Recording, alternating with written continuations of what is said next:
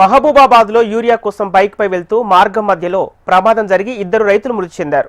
రైతు కుటుంబాలకు న్యాయం చేయాలంటూ ఆసుపత్రి ఎదుట మృతుల కుటుంబ సభ్యులు కలిసి మాజీ మంత్రి సత్యవతి రాథోడ్ రాస్తారోకో చేపట్టారు. ప్రమాదంలో మృతి చెందిన రైతుల కుటుంబాలను ప్రభుత్వం ఆదుకోవాలన్నారు. ఇక బాధిత కుటుంబాలకు ప్రభుత్వం 10 లక్షల రూపాయల ఎక్స్గ్రేషియా చెల్లించాలని డిమాండ్ చేస్తున్నారు. బీఆర్ఎస్ పాలనలో రైతుల యూరియా కోసం రోడ్డెక్కి ఆందోళన చేయలేదన్నారు. ఇప్పుడు రైతులకు యూరియా అందించడంలో కేంద్ర రాష్ట్ర ప్రభుత్వాలు విఫలమయ్యాయని మాజీ మంత్రి సత్యవతి రాథోడ్ ధ్వజమెత్తారు.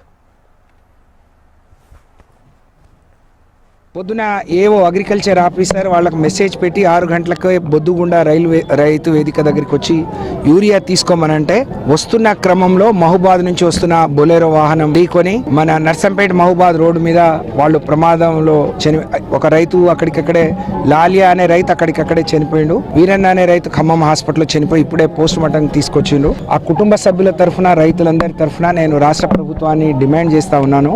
నిజంగా ఈ తీరని కష్టాలు యూరియా కష్టాలను తీర్చే ప్రయత్నం చేయండి. యూరియా కోసం వచ్చి